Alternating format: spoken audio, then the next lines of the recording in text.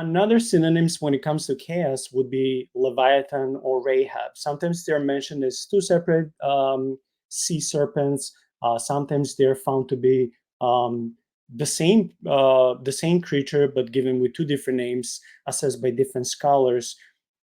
Basically, pagan Leviathan, because Leviathan was not specifically just a Jewish serpent. It was also used just by a different term. It was used among the pagans as well. So the pagan Leviathan was a sea monster that inhabited the deep, chaotic waters. But biblical Leviathan was the personification of the sea dragon. So we can see this difference, even though Leviathan was, it was this giving these enormous problems to the ancient people.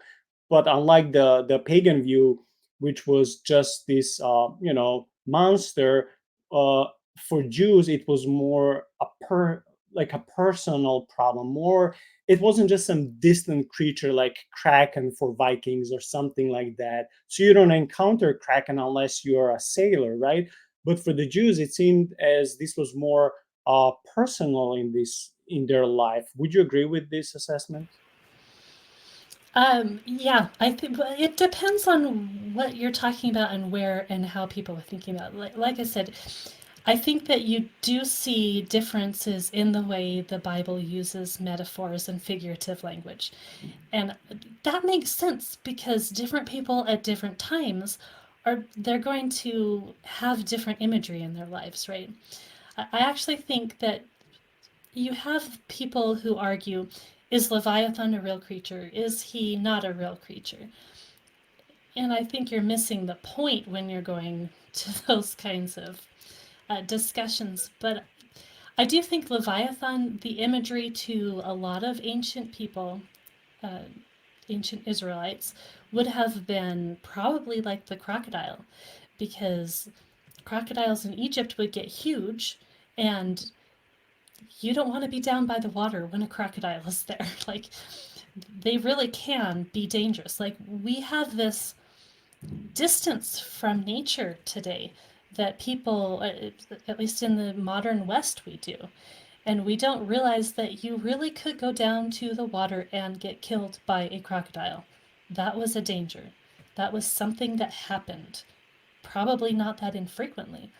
So, and the fact that you could assign it to the a crocodile, that doesn't take away its mythological proportions or its connections to mythological beasts, or however you want to look at that. Because you can't have an idea of a mythological beast without experience in something in life. Like, what there's reasons that a lot of our mythological beasts are parts of different animals, right? You bring together two different beasts to create a new beast. And so crocodiles don't breathe fire, but Leviathan is said to be breathing fire. He's also said to have multiple heads, and crocodiles don't tend to have multiple heads. So you're taking an idea that people know and have experience with on a regular basis, something that they actually fear in a practical way, and you're expanding that to show theological purposes behind that. So, just because we could say that Leviathan is like a crocodile, he's not just a crocodile, okay? We're not just talking about a natural beast here. We're talking about something much broader and more nuanced and more faceted than that. So, Yeah, when you were talking about multiple heads, I was immediately thinking about Hydra, this Greek mythological being with multiple heads. But also, when you were mentioning the size of a crocodile, I was thinking, wait, are you saying that these monsters are not as big as those in Pacific Rim? Like they're like size of Godzilla? Because I want them to be. I want some epic clash so we can just do like this in the end of times and watch how God is destroying this huge animal. I know I'm just messing up, uh, but no, when it I comes, mean, I do think that Godzilla is one of these chaos beasts. He comes from the sea. He destroys. I think he's right in line with all of it. I love Godzilla. Yeah, but Godzilla can be a good guy, right? Yeah, yeah. Just like God in Job, he takes Leviathan and he hooks him, and now he's a pet. Hmm. And we have sea monsters that play with the ships like the rubber duckies. So yeah, Yeah. yeah, we have to eat something at the end times, right? The big feast at the end. Yeah. Oh yeah, we will talk about the feast at the end of times in the eschaton. It's so interesting topic.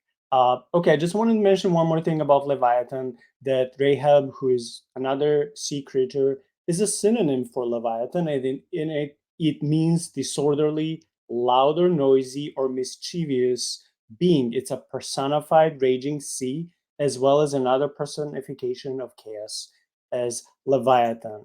And it's also interesting to me how we have a woman character named Rahab. So sometimes people, if uh, unless they know what they're talking about, they may make a mistake. Could there be something that, you know, how I won't even go into theology of people who are like, oh, that's the spirit of Jezebel. But can we make some conclusion that in the same way as if, hey, in a certain type of monster, let's say in this way it's Rahab or Leviathan, and we see certain evil characteristics which will be displayed in human characters, so that's why we tend to call them according to these monsters. Can that be also parallel also with Jezebel or any of these things, that according to something demonic or chaotic, we tend to give, if we see the same evil or negative characteristics, we tend to portray them on people. I did not even think about talking about this, but it just crossed my mind now. I'm like, okay, this will be interesting to ask Carrie.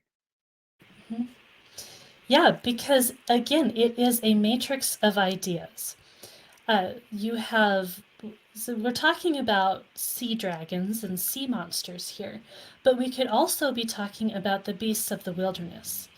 And you have like Lilith, who is connected to like owls and things like that. So there's like this mystery of some sort of female demon who wants to destroy humans.